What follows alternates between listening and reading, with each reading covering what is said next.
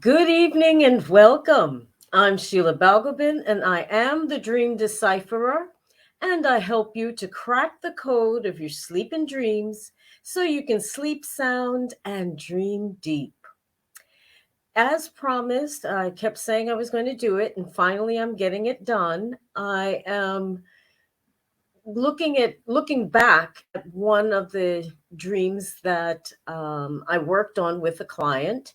But this time, I'm only going to give a summary of the dream, recount the dream, and then give the client's reaction or response to what I had revealed with my interpretation. So we'll get right into it. It was a series of three dreams, three short dreams. The first, the dreamer recounted that the dreamer was with the two brothers, his two brothers, in some kind of domestic setting, and there was someone they were talking to who looked at the dreamer's son and asked which of the brothers was actually the dad. He guessed one brother, which he labeled C, and he said, "No, not me. I'm not the one." And then introduced his own children. And when he finally guessed the other brother, the brother replied, "No, not me either." And then introduced his children. Then, lastly, the dreamer, who was the dad, introduced his own two sons. And the dream ends there. The second dream, the dreamer recounts that it was in the morning before school time, and there were a number of visitors in the house while everyone in the household was getting ready for school or work. One of the visitors that was in the house was a female maintenance surveyor that the dreamer used to work with, and was in the kitchen apparently making a mango smoothie of some kind. That's the end of that dream. And finally, the third dream was the dreamer reports that he was in outside a house, not necessarily his house, but sitting in his car waiting to go to an appointment. There was somebody waiting in a car that was parked next to his own car, which made the dreamer feel a bit suspicious because he couldn't see the dreamer's face. I mean, the other person's face. But eventually, the dreamer realized that the person in the car was the person he was actually supposed to be meeting at the house. And the third dream ends there. Now, as I always say, that when dreams are dreamt in close proximity to each other, whether in the same night or within a few days of each other or even a week, they're usually related in some way.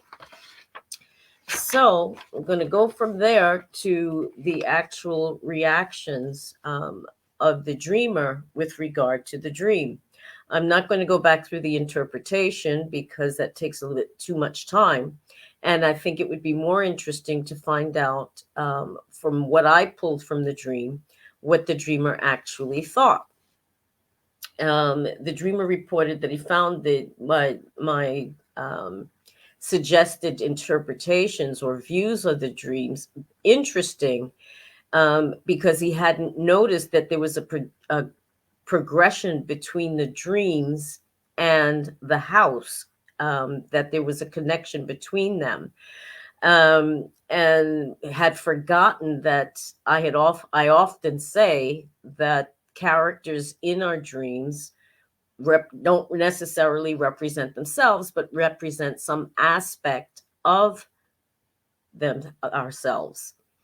And so didn't think of up until then, hadn't realized that or thought about the fact that these different characters that were in the house, who may or may not have been known, were aspects of the dreamer himself. and in particular the shady man in the car and the female maintenance worker.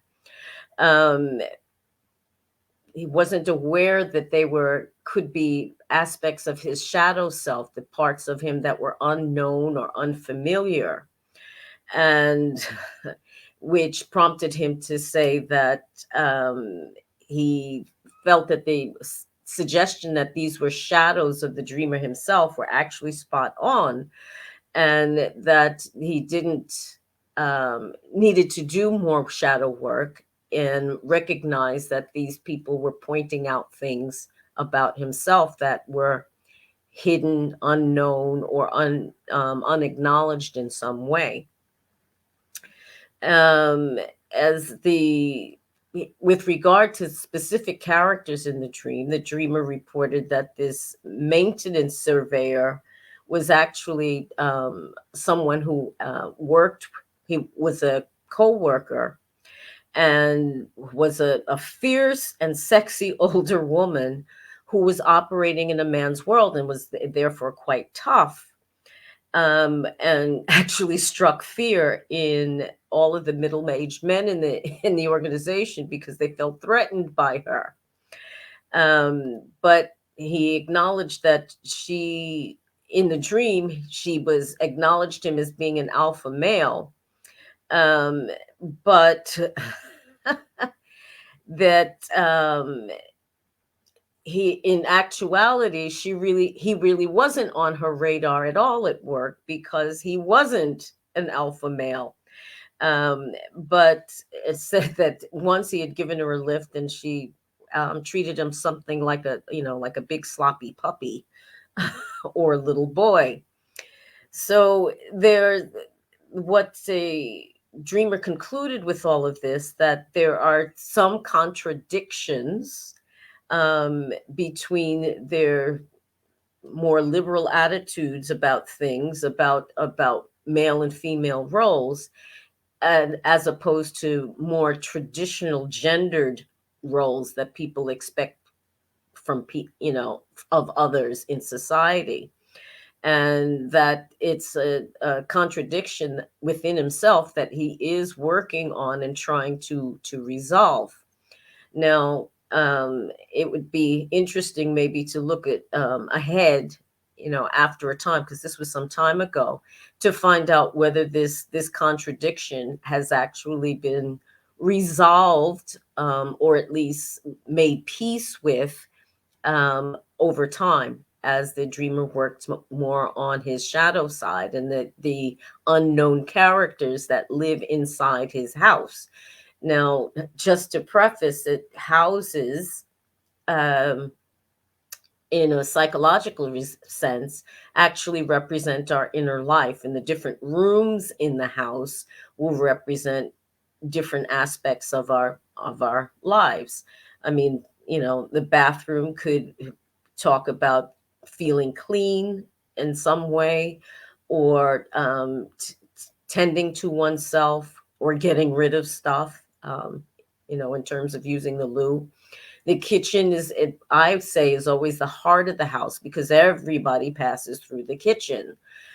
So it's a physical depiction of what's going on in our inner lives in the different rooms. So that was, like I said, just a brief snapshot of what was going on with the dreamer at this particular time when we did this work together. And I think at some point I'll probably pick up with this dreamer again and see what if there has been any shift with regard to this contradiction in the way perhaps he was raised, and what his own personal beliefs are about how men and women should act in this world. So there you have it. That's my dream reentry. It was brief, but I think it's always interesting to hear what the dreamer actually thinks about what my interpretations or takes on their dreams are and how it stimulates their thoughts and perhaps actions at some point.